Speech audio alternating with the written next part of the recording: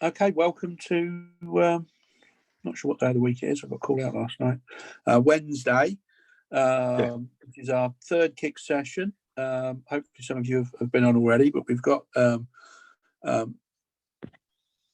Israel, who's been allowed by the US authorities to communicate with us during this critical time. And Ezra's going to do a session on CICS PA, Performance Analyzer, and a lot of the newer features on the latest release, including the ever-popular Splunk and how he interfaces with that. So, Ezra, without further ado, please take it away. You got it. So I'm just going to stop my video for now because I noticed I've been getting some strange messages from Zoom saying my bandwidth might be an issue. So hopefully we don't run into any problems. So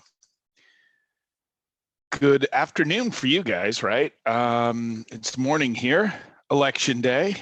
We don't know what's going on, but we probably won't know for days. But we're surprised that we don't know already. Anyway, this morning we're not going to talk about that. We're going to talk about visualizing CICS performance data. And I probably should have stopped the title there, right? Because in all reality, what I'm going to show you here doesn't require Splunk, doesn't require CICS PA, just requires some data that you can graph, right? But we're going to show you mostly the data in Splunk, and we're going to talk about using IBM CICS Performance Analyzer to stream or forward, depending on the term you like to use, the data into Splunk and get you the renderings that you're going to see here. So what I hope to cover this morning is, first of all, a demo of the Splunk app. We decided to do it up front, right? So I'm going to show you all the different visualizations that we've given you in this support pack, which is CA10, which is, again, you know, just a support pack that you can install. Comes with sample dashboards.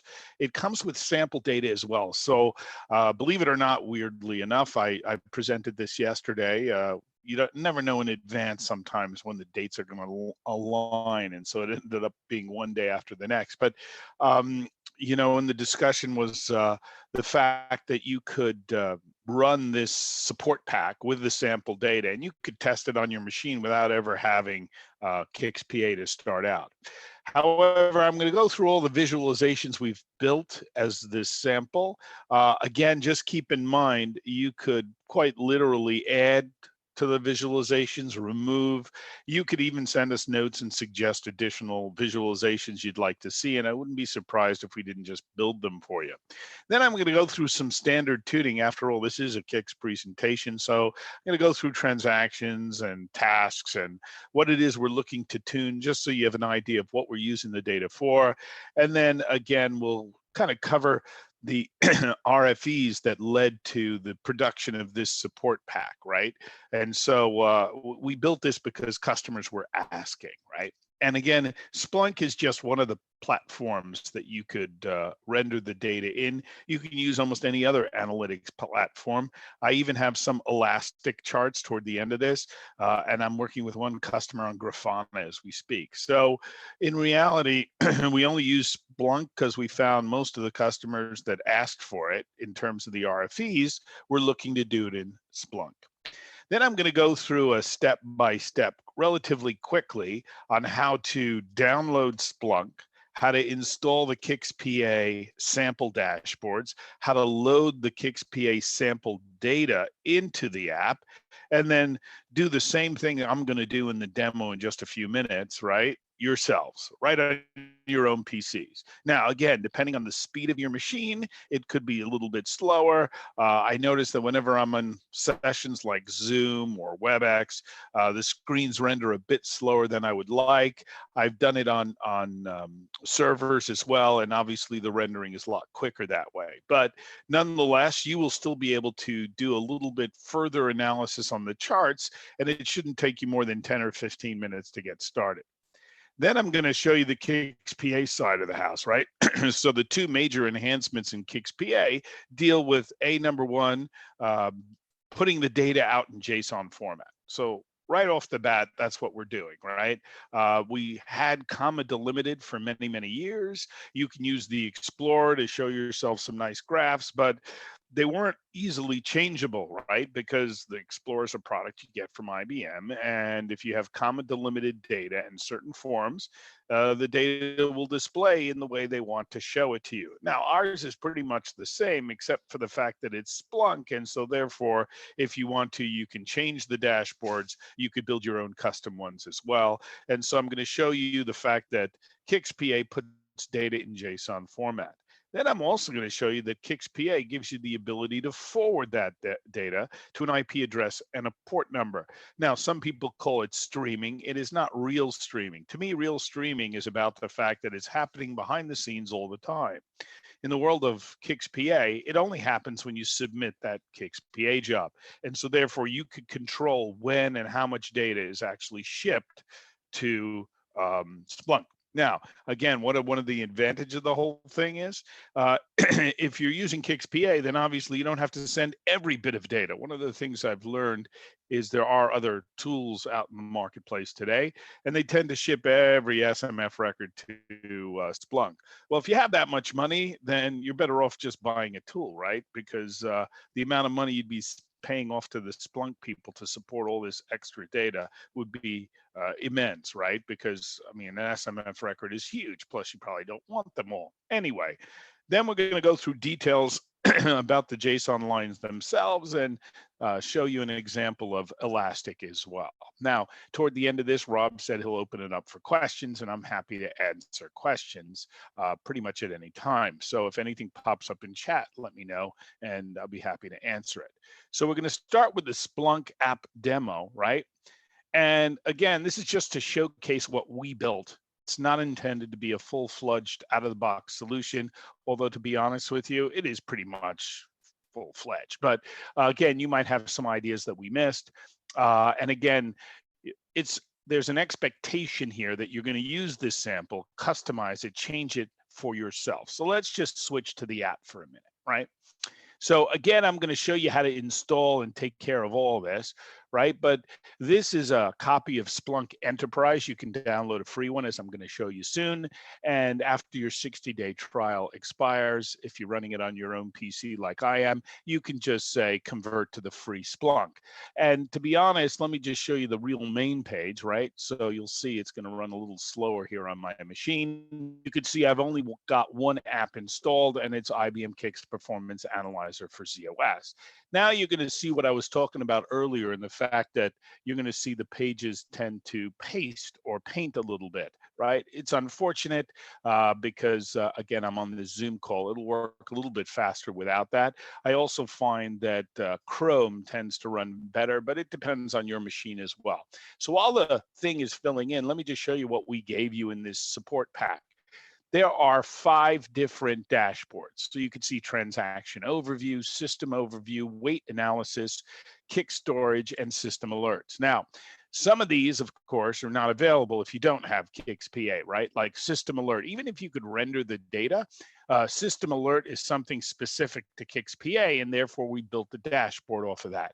But a lot of this information you'll see is pretty much the same information you'd use for tuning anyway.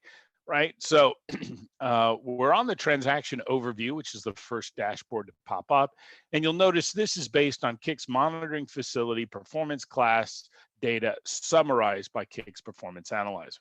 So what you're actually looking at is a summary of the data, right? So you're not looking at the full SMF records. You didn't download the whole darn thing, right? You just downloaded summarized records. So we start with the main chart at the top, which is the CICS transactions per second chart here. And again, if you're not familiar with Splunk, right, as you move your cursor over any of the graphs, you get some information. This is the transactions per second over a period of time last year. Now, I'll do this once. I don't want to do it too often because it just slow down everything. But if I were to select a piece of that like that, you'll see all the graphs below it will be redrawn, right? So that's what happens when you start mucking around with the main graph, right? So you can see all of them are filling in again. I'm not even going to wait for them to fill in. I'm just going to reset it. So we'll look at the entire set of charts and we'll see what we've given you. So the point is you can use this to drill down to a particular time interval, for example, when you're looking at CICS transactions per second. And so I could pick the interval between 8 and 10 on a particular day, and all the graphs below it will be changed. It gives you some information about the events that you're physically looking at. And then you can see those are the number of CICS transactions we're looking at. Now, again, this is the sample data. So if you were to download a copy of this, which you have the opportunity to do, then you'll see the same CICS transaction metrics that I'm seeing here. So it'll give you the total number of tasks we're analyzing, the average user CPU time, and then the average response time. And again, like I said, you could pick an interval and do it over that particular interval. Some of the other graphs we've given you here on this particular page is the average response time by Apple ID. You'll notice that I could either hover over the chart, and at the bottom, it'll show you which graph belongs to which Apple ID. Or you could do it in reverse. You can go to AR, which you can see is all the way at the bottom because we had some really bad average response times for a couple of regions. The rest show up as lines at the bottom of the page. And so FUWFR had a problem during this interval. IR had a problem as well. As you can see the, well, this is the response times, right? Now, over on the right-hand side, we've also given you average user CPU time per region. And because you had that big blip there in the center, you'll see all the rest show up as a flat line. And again, you could always adjust if you find you want to extract this one individual chart, make it a whole dashboard or something. You can set the boundaries on the y-axis a little bit higher to see more granularity there. These are averaged response times by transaction. And yes, if you use some of the filters, which I should have covered, so let me just go back there. If you use some of the filters here, you can actually filter by some of these and get the graphs by themselves. So let me just show you that, of course, you can see the individual average response time by transaction and the average user CPU time by transaction. But let me just stop before I continue because I missed part here. I was so excited that this screen painted in that I started to do the graphs. Now here you can actually change things like the time range, which I'll talk about a little later on. And so you don't have to do this all time. But if you're using my sample data, it's easier to use the all time. You can also specify specific Apple IDs that you want to look at, not necessarily all of them, and you can select a number of these. Same thing with CICS transactions. You could automatically select just the user transactions, perhaps at the bottom, right? Or any of the transactions you might want to see. The results, some of the charts have the top 10 results, and so therefore you could change that number. And then there's this extra search filter. If you go through the documentation for CA10, it'll show you different filters you can do to do things like exclude CICS transactions, that kind of stuff, right? So I didn't set any filters. I didn't limit any regions here. I just want to show you what the pictures look like. You have to go back and play with some of this stuff on your own if you want to see what that will do. Now, here is a chart that I had them built specifically for stuff that I've used in the past, right? This is a natural rendering of what you might want to see in terms of a graph. And there was an idea here. When we go into tuning, one of the things you'll see is response time should be the largest line, right? The average response time is usually at the top, and then you could see there's user CPU time, and I don't even know if we can capture the dispatch time, right? Because I had this big blip over here, right? When I've drawn it in the past, right? Because before I had some analytics tool, I always used things like Excel and drew my own graphs. I found that if you looked at it, the response time would be the top line, and then the middle line would be dispatch time, and the bottom line would be user CPU time. And it was good to fill in and shade it because it gave you a good idea of how a particular transaction was running. Now, again, in this particular sample, it's useless simply because the numbers are too small, right? They're mostly below 5 seconds. And so if I probably just looked at this interval over here, which I'm not going to do, but if I did look at this interval here, it would show me a lot better results. charts. Plus, you can select, you can select any of these other options to add or remove from the chart, right? So you could see you could add or remove items from this particular chart. So it's a dynamic chart. Then you'll see this weight analysis here. And again, depending on whether or not you go through any of these colors, you could see where the weights were occurring. So there was a lock manager delay in most of these. And this goes on for 4 pages, unfortunately. So you could see that's an IS weight, right? That occurred for a large period of time between the hours of 10 p.m. and 2 a.m., right? Over there in the center, right?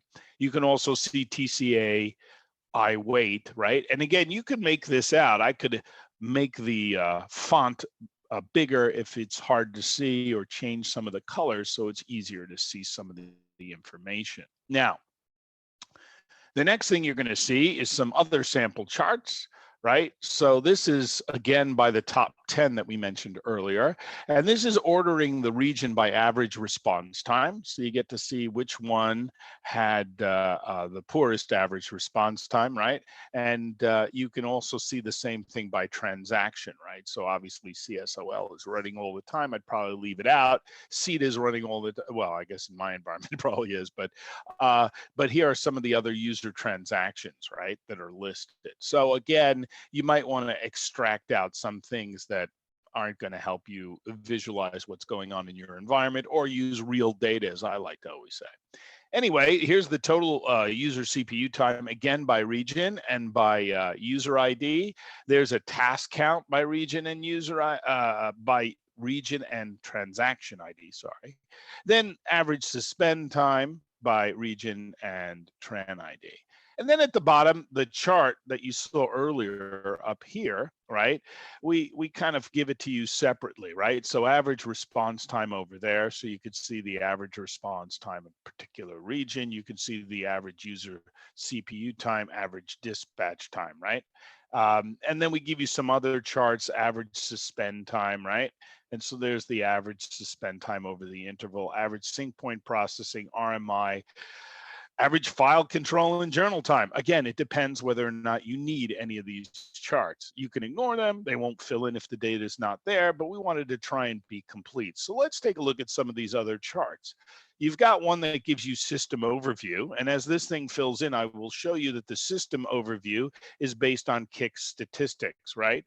And so this particular dashboard is drawn off of statistics data, and it'll give you statistics about the system itself. Things like percentage of max task overtime by Apple ID, the transaction manager number of transactions by Apple ID, so you could see that. The transaction manager percentage of max task by Apple ID, right? So you could see that over there, right? What the current max task is and what the peak user transactions were. So they're all interesting charts. NQ manager, percentage of immediate NQs that were successful. Things like Tran class, number of max active, and by Apple ID, by T class, but unfortunately we didn't have any set. So you can see this data is not perfect, but if you sent or collected your own data, it might be more useful. And then the ISE MRO connection fails, right? So there's a good one there. The number of dumps taken, all the kinds of things you'd want to see at a statistical nature about your region, right? Temp storage analysis, dispatcher CPU time by Apple ID is very interesting, right? So you could see the dispatcher CPU time, the DB2 connections, DB2 entries, log streams, MBS log streams, right? And again, this is just so that you get a quick peek at it, right? Dispatcher TCBs, average CPU, dispatcher ratio, right? So this is the QR CPU to dispatch ratio, right?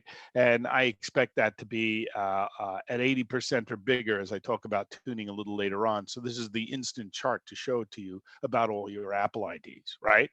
So you could see other things like transient data, dispatcher TCB modes, and the rest. So again, if the data is filled in, you'll see the data there. If you don't have the data filled in, then you won't see the data there. So what about weight analysis? So weight analysis is something that we've been building over the years in CICS PA, right? The fact that you have a weight analysis chart just basically shows you a transaction, how much CPU time it got, right? How long it waited and what are the different reasons it waited. And it's based on the performance class data, again, summarized by CICS PA at the transaction level. And again, you could use this chart, right? I could draw into this particular chart and it will give me a different set of little wheels down here. But let's pick one of our user transactions. Oh, CSMI, I don't know if that's a user transaction. I suppose it is. There's a CWBA, and you can see there's a dispatch delay 63.76%, right? And there's the dispatch wait 25%, but that's not that exciting. There's the CWXN's MAB1, whatever it does, right? You could see it spent most of its time in dispatch wait. Now, obviously, the information here is not going to be that exciting unless you have some real work running in your environment, and we only have a minor amount. Now, I could click on any of these, right? I could click on this and it will give me the full breakdown of just CWBA. But again, it'll redraw a chart, and so I'm reluctant to do it. Down at the bottom, you can actually see the raw data that makes it up. So it might be easier just to, well, I guess it's not easier to look at it there, right? Let's do one, right? So if I click on CWBA, you'll notice that it's going to fill in the transaction here and give me the details just on CWBA. So that's kind of the idea behind it, right?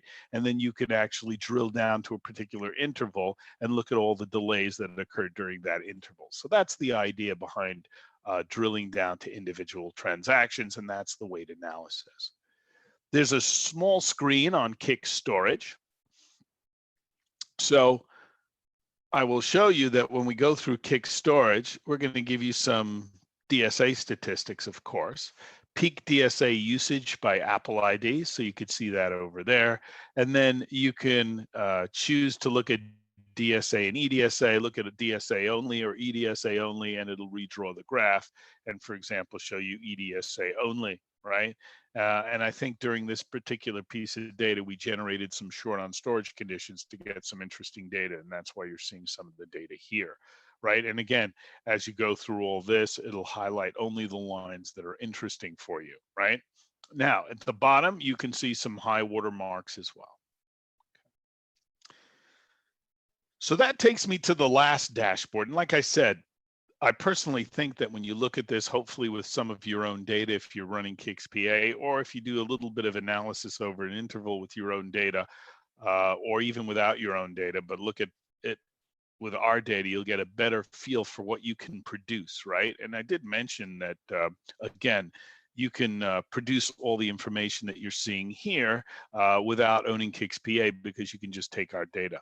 But this is system alerts. Now, I'm going to describe a system alert better a little later on, but just look at this as you want to pick a particular thing. Like, I want to know about file string weights. And when it comes to file string weights, if I pick a number, let's say it's 10, if I exceed that threshold by, I don't know, 10%, I want to get a informational message. If I exceed it by 50%, I want to get a warning message. If I exceed it by 100%, I want to get a critical message. You basically look at CICS statistics, and now you set these thresholds so that you could identify problems that could occur before they do occur, right? Now, this is our sample to render those alerts, right? And so you could see, I could scroll over any of the different alerts that I got, and it's going to show me within the graphs how thick they are. And of course, like I said, I could drill down to a particular interval, but I'm not going to do that because I don't want to redraw all the charts every time. I could drill down to a particular interval, and that would show me what's going on during what appears to be this peak interval over here. Or I could look by Apple ID and notice that I'm seeing a bunch of things over here for Apple ID, which would highlight that there's some issue going on within this particular region, FUW-FWAR, which is one of my AORs at the time. And so you can see a cushion release there of the DSA. And so I probably went through some short on storage condition during this 8 p.m. interval, right? Which again, I can see over here a little bit, and then it goes all the way up to these. So if I wanted to redraw this, I could see where this falls out. Now, if I keep scrolling down past the regions, I can actually see the alerts themselves, right? And so this is just a summarized view of the alerts, how many I got, critical, warning, and informational. These are the different areas that they fall into. And I'll show you more details a little later on. This is the number of alerts by severity, how many critical alerts. And yes, I could click on this and just see the critical alerts, right? There is a graph of just the critical. There's a graph of the warnings, right? So I could take a look at the individual warnings. And then there's a graph of the information messages. There's also alerts per Apple ID by severity, if I'm interested in seeing how this went by severity. And then by, so you could see critical, you can see warning and informational. Apple IDs by number of alerts by severity, right? I mean, again, you can change any of these graphs to things that you might want to see it in, right? How you might like to see the data. Now, what I want to bring you down to is the actual physical data, right? So this is what an alert looks like when it's shipped to us. And if I expand one of these, so let's take a look, file string weights, the one I've been talking about, even though you can read it all on the line in itself, there's the JSON right over there, right? And this is some details about the data, which is all available right here on the summarized line. The one thing we don't do, certainly not to this point, is an alert is not just about file string weights. It'll actually tell you the file name, right? And so if it's a file string weight, it'll give you the file name. If it's an NQ pool weight, it'll give you the name of the pool. And so there is additional information that you might have to drill down to get a feel for what's going on here. We probably could have graphed it by resource and resource value to see how many of the alerts are the same, right? Because if you have alerts by NQ pool local, you can see here's two different pools, right? And so even though these are combined together, I might want to separate it out and get some more information on that. So that's just a little bit about what you can do. Every chart you just saw me do right here, you can do yourself, right? I didn't do anything special here. I just quite literally loaded the app, installed the data, and went running. So let's talk a little bit about tuning, right? And what it is we're looking at to show you why we created the graphs that you see here. And there is quite a bit of detail there. Again, I didn't want to spend more than about 15 minutes going through the charts because I always find I could spend hours going through the data and drilling down, and I know you guys would be yelling at me. Plus I'd be missing my election results. Just kidding. Anyway, so why tune? The key is if I can tune, I can save money, right? If I could reduce the CPU, right, that will make the bean counters happy. If I could improve the response time, make things run faster, that will make the users happy. So that's all good. And then I don't want to do anything too complicated because unfortunately, we tend to find we don't have the fully skilled resources we've had in the past to provide this information. Now, if you have Performance Analyzer, then by the way, I would still load the sample data just to get started, but then I'd use my own data, yeah? Now, just to remind you what it is that we're actually physically tuning, right? A task is just an instance of a transaction started by a user, right? When a user types in some particular piece of data, he hits enter and he goes through several different screens. Now, this is the old way. Today, we tend to do everything through the web, right? Web services, web support. So the question is whether the business transaction is made up of multiple tasks or not. Certainly the tasks themselves are made up of multiple programs. And so therefore, when we're looking to do some tuning, the tuning could be either at the system level or it could be at the application level. Now, tasks run concurrently, we all know that. We do have multitasking capability if you're running on open TCBs. If you're running on the QRTCB, then obviously you're in the world of task switching, which CICS does really, really well because he can switch between tasks very quickly. So what is it that we're actually looking at when we're seeing the data there? Well, if you're not familiar with it, these are SMF 110 records, type 1 and type 2. The difference being one is performance, the other is statistics.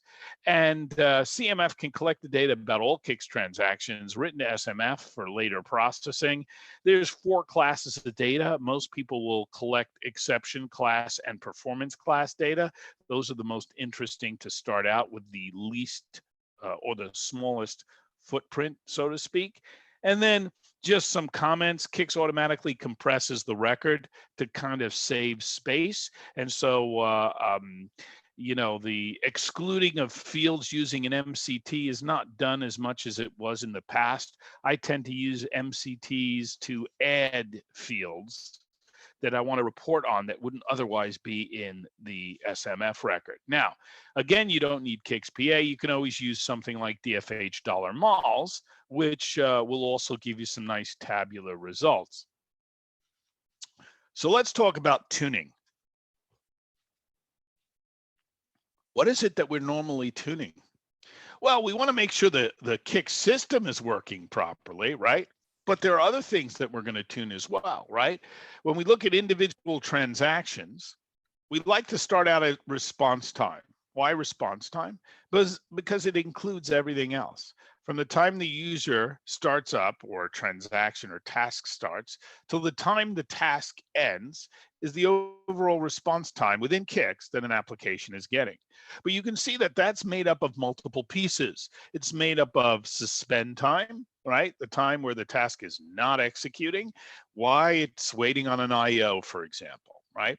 Or dispatch time. Dispatch time itself, excuse me, can be further divided into CPU time. Obviously, the task is physically getting CPU, or the wait time, the time the CPU is taken away from the task without knowledge of CICS, right?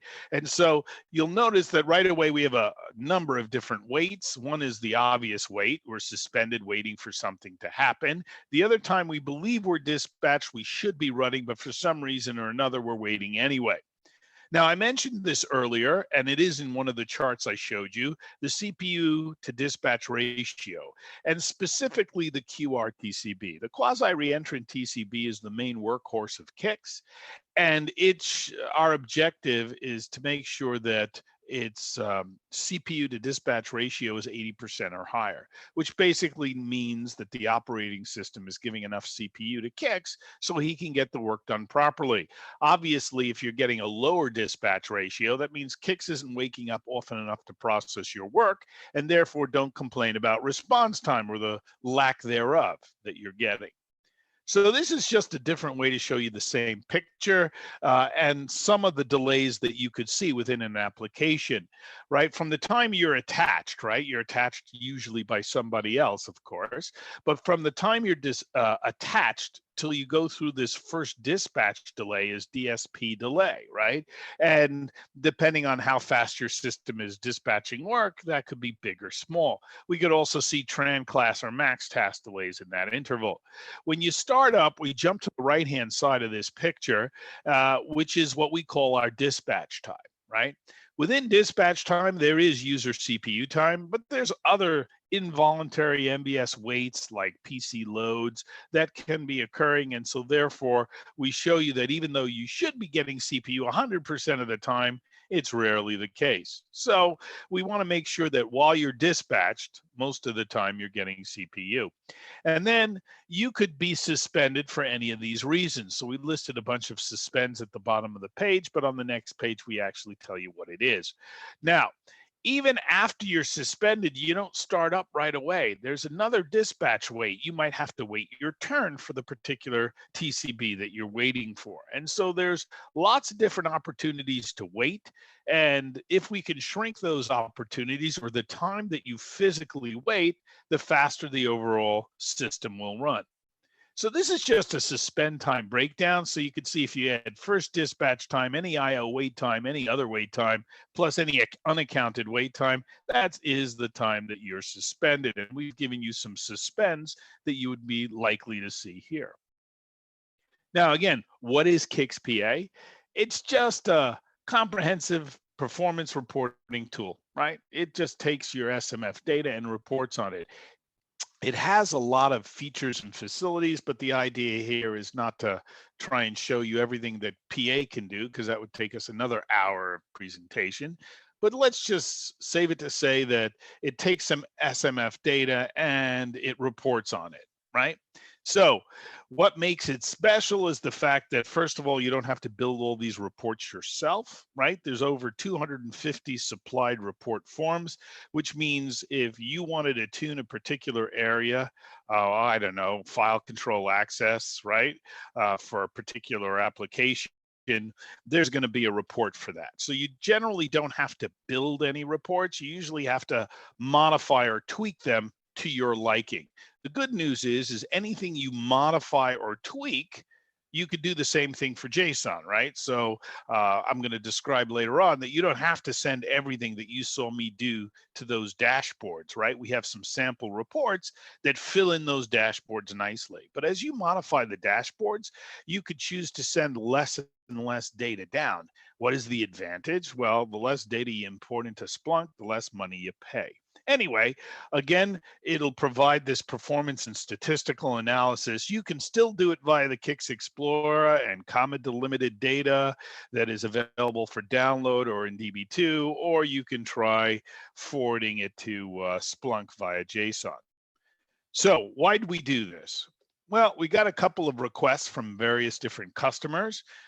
Some sort of a web solution instead of using the ISPF panel interface, an easier way to render the data into graphs, but give us the ability to kind of modify those, right? So I think the Explorer is really great. The problem is they're a fixed set of graphs. You can't change them. You could drill in a little bit, but it doesn't give you the flexibility to change what you might want, right? And again, a lot of customers were using Splunk already, so Splunk was specifically asked for as a destination, and other customers might be using more analytic tools over time. The key is once the data is in JSON, it can be ingested by any analytical tool. So just to show you a before and after picture, if you take that SMF data, you feed it into CICS PA, you pass in this report form that you actually want to run, the data could be rendered in the past in CSV format, which, if you don't know, is comma delimited, which again implies some sort of positional nature. So that means that somebody has to know the order of the data and what's being passed to be able to understand that data and do any sort of rendering whatsoever. We also had the ability to produce tabular reports. Now, I've been working with tabular reports for, I don't know, 10, 15, 20 years. I hate to admit it. And so I'm very used to looking at data in tabular format. It's great for me. And it's probably even great for some experienced sysprogs. The problem is when you try and show management why a particular task over a period of time is getting poorer and poorer response time or eating more and more CPU, you can't visualize it with tabular data. So this is really the change. This is what's new. First of all, besides for feeding in these report forms, we now can feed in the CICS PA statistics alert definitions, right? The advantage of that is we can only pick out, or we can pick out just the alerts that are occurring. Again, the data format, we now support JSON. So that's one of the changes to CICS PA, the fact that we can support JSON. We can forward the data. Now, I mentioned you can do TCP/IP, an IP address and a port number to ship it off to an analytics platform such as Splunk, which we're going to see.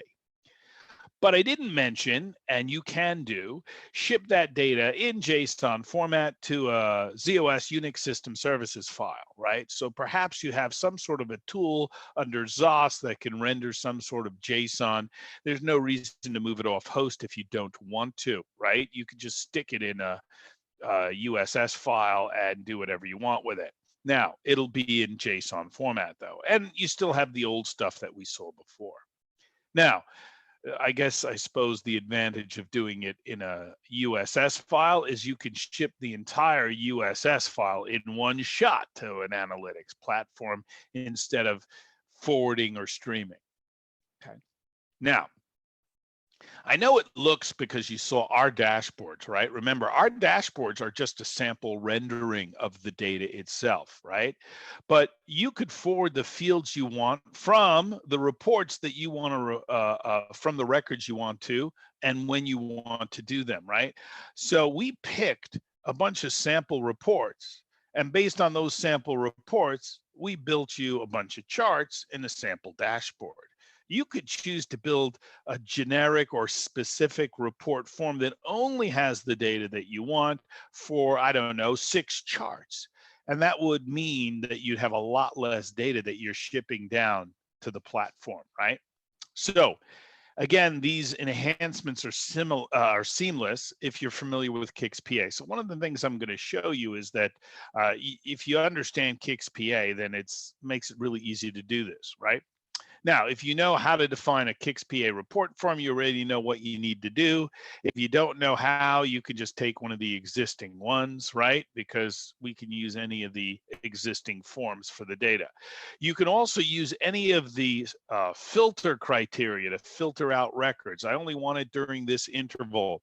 I only want these transactions, right? So in reality, in our sample data, I never would have sent things like CETA down to Splunk. We did it for the sample data, but in reality, I would have built a proper filter at the ZOS level in CICS PA to say, I don't even want to ship data about transactions. I'm not interested in tuning down to Splunk, but we didn't do that for the sample. So, but you could.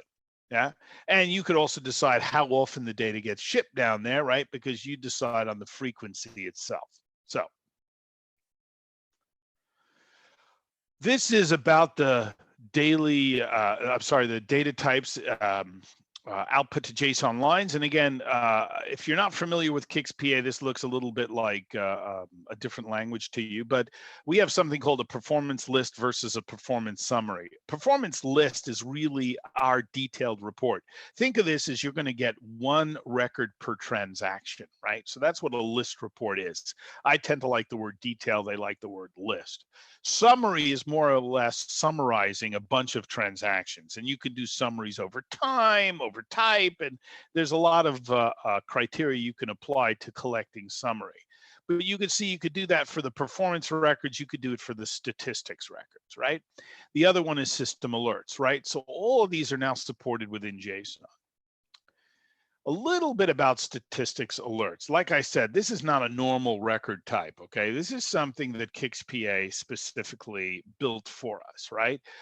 It helps you find these tuning opportunities. It helps you identify trends that could lead to poor CICS performance or unnecessary outages, right? If you set these statistics alerts properly, then theoretically, you should be able to see a problem coming days before, weeks before it actually happens. An example would be, over time, the number of transactions of a particular type are increasing based on, I don't know, some sort of volume.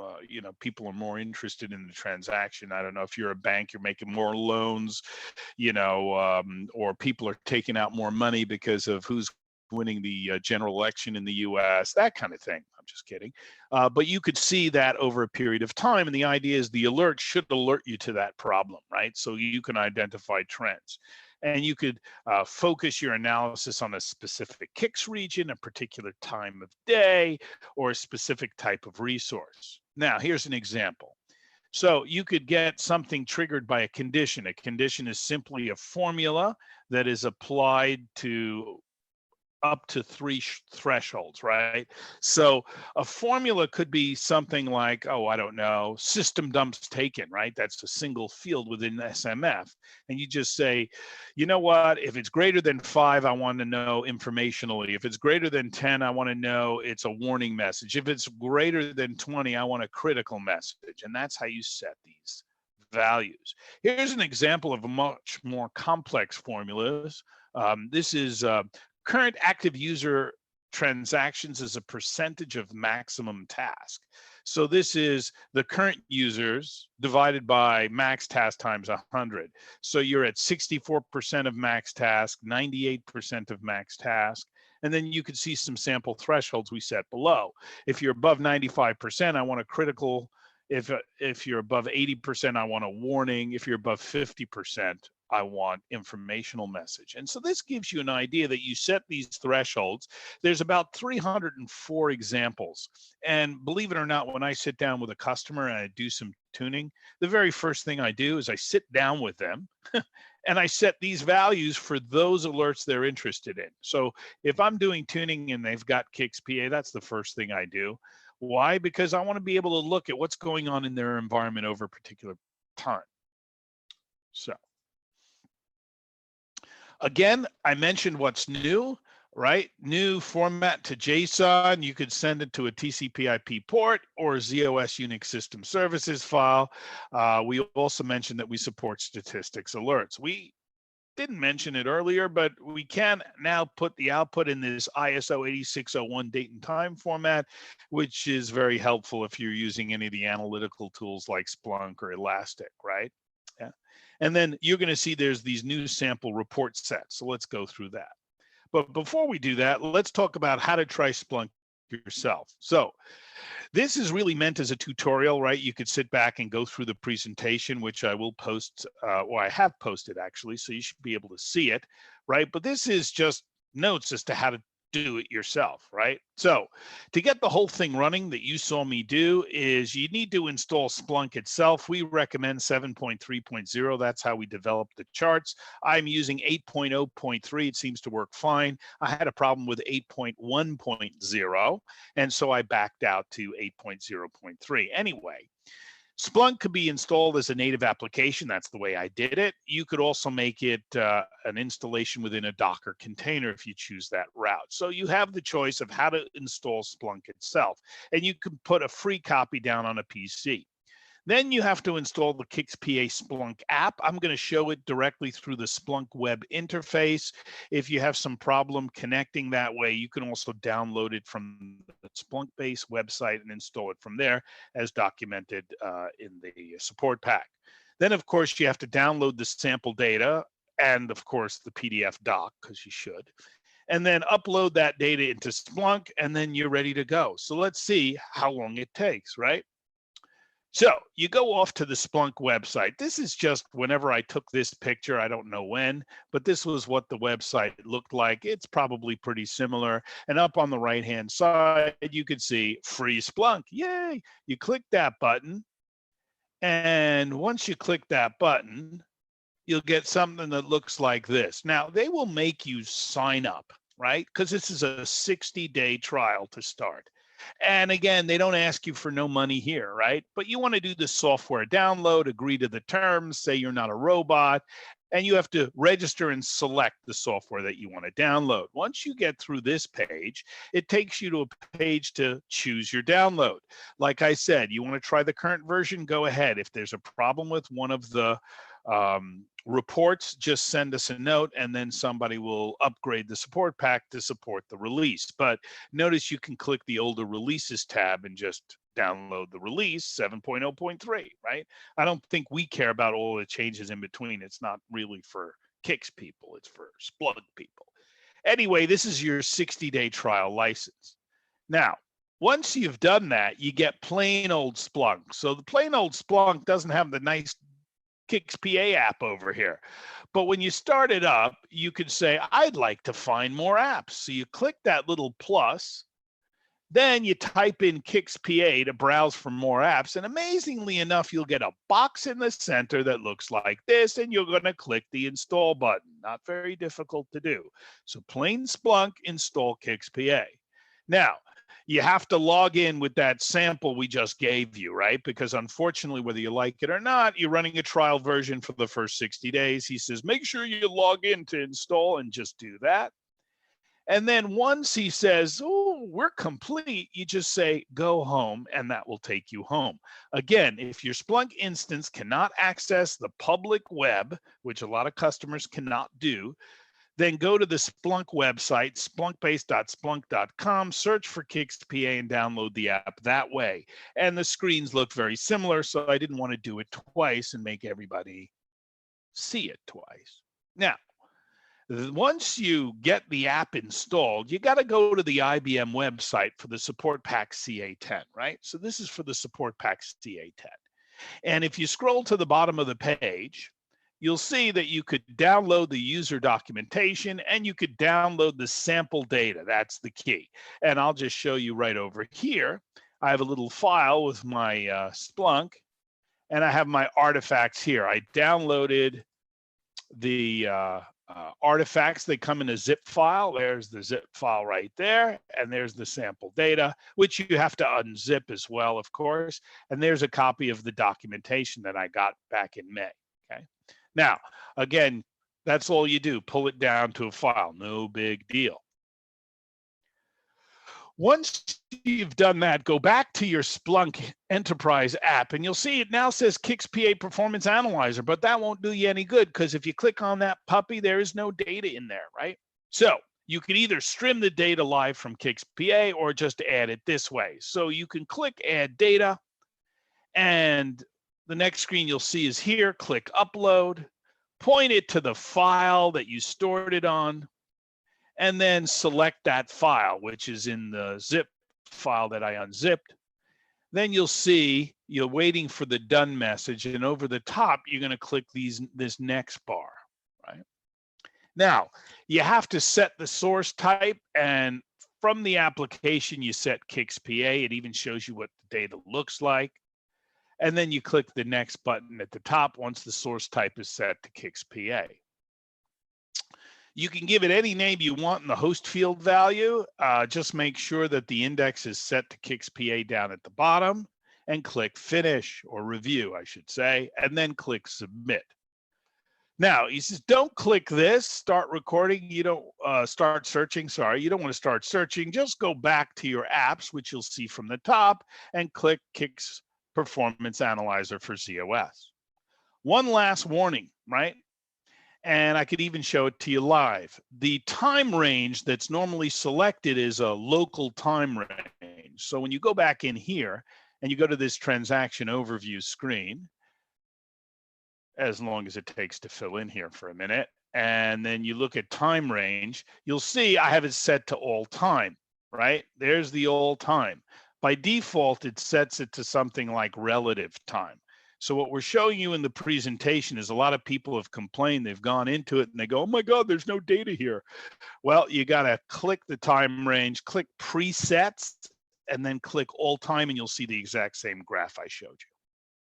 So that's it. Believe it or not, you can get this up and running in probably about 15 minutes. Don't look at my screens, play with it yourself. So how do you forward JSON lines from CICS PA?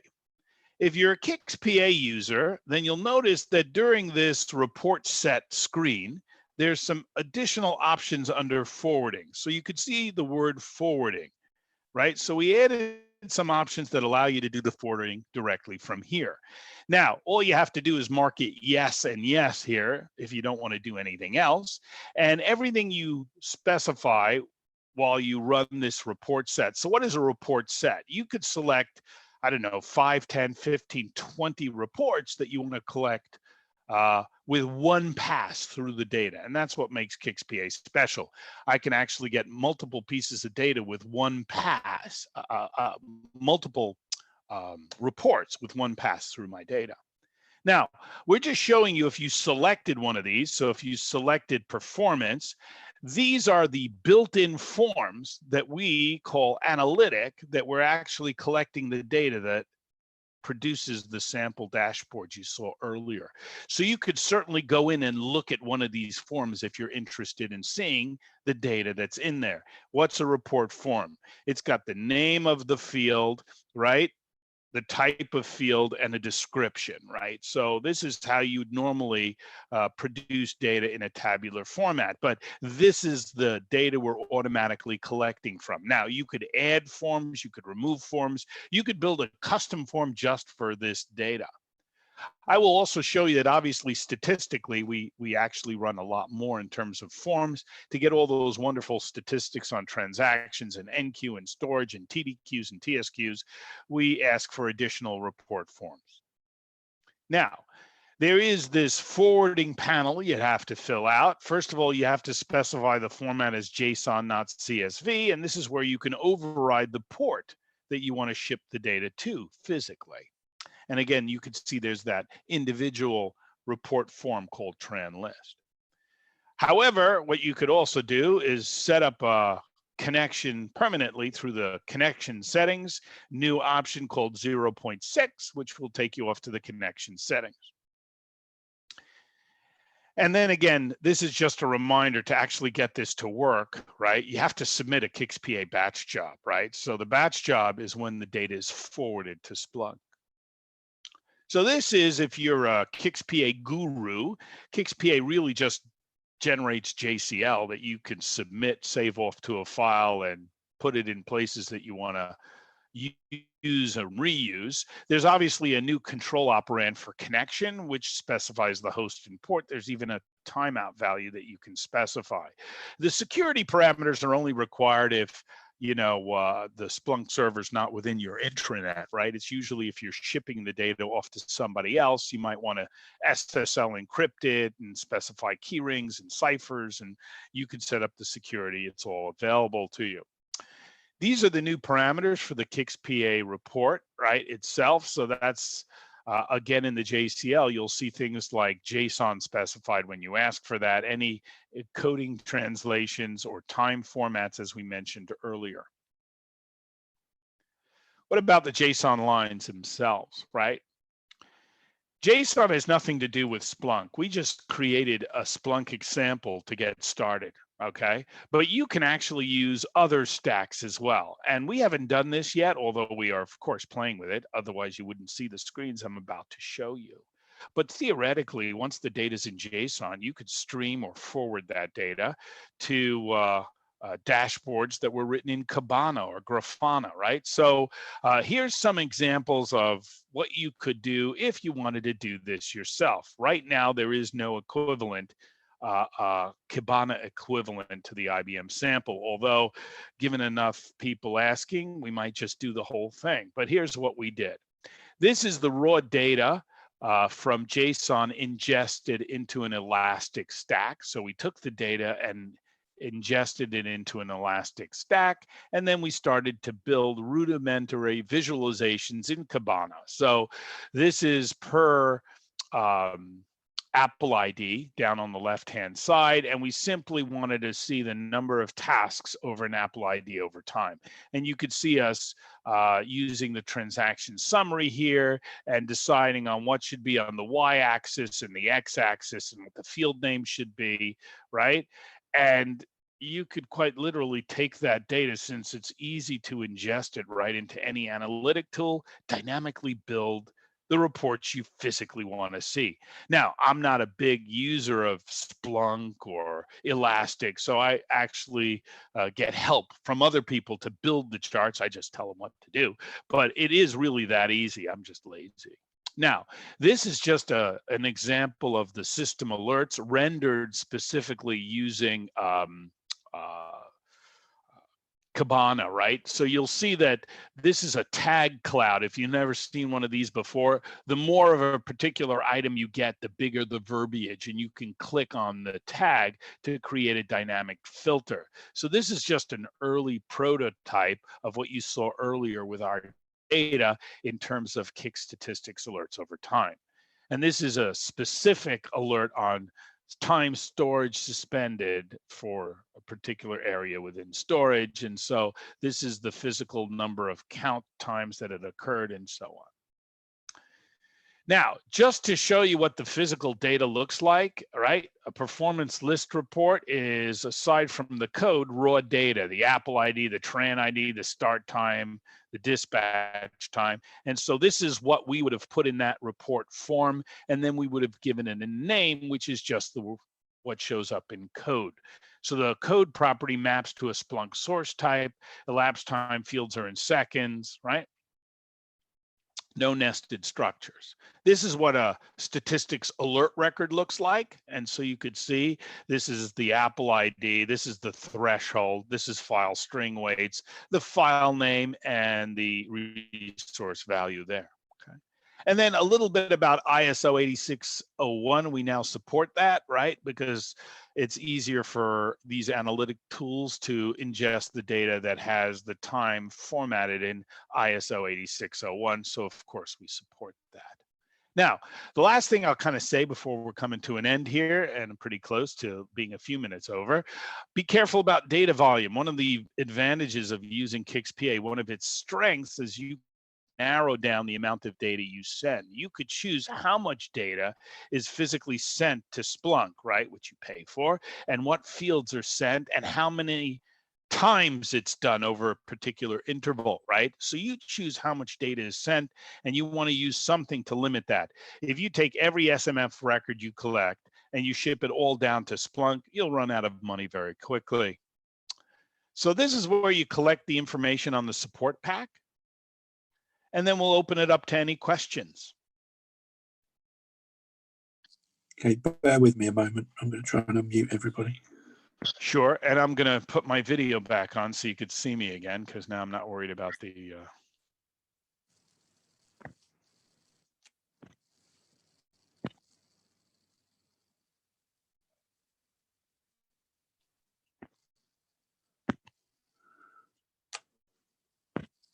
Okay, hopefully I've sent request for you all to unmute if you want to. If anyone's got any questions now, we had a question in the chat from Colin, who's doing a lot of this on the DB2 side of things, and I think we got an answer in the end. But if anyone's got a question, please. okay. Yeah, I see the question from Colin. Colin, just try the support pack. Yeah, you saw me actually go through it. It's really no more difficult than that, right? You could quite literally install the sample in a few minutes. Well, I'll say 15 minutes it took me. I will say that if you also happen to have CICS PA, the very next step is to jump over to the CICS PA side, set up the new panels, and run a batch job with CICS PA. And besides producing the tabular reports, ship that data down to Splunk, and then you could do the visualization over that time interval and then see the actual data you just sent using the same charting that we just saw. So I'm using sample data here, but obviously in real life, I use current data, yeah, for the information. Okay. If there's any no other question, just a plug for you, Ezra, for next week. You're doing the 102 session on internals. If anyone's got anybody who's learning CICS, or indeed you went on the internals a long time ago and you just want a refresher, it should be a good session. Ezra's going to give an overview of the domains and kind of what happens. We've got another session today in slightly less than half an hour now. Phil Wakeling's going to update on Java in CICS 5.6, and I'm going to do a very brief customer experience for 10-15 minutes at the end of that session, and that's at 3 o'clock today in, I can't find which room it was, room 1, session 5. So thank you for your time, everyone, and see some of you at 3 o'clock. Cheers. Cheers.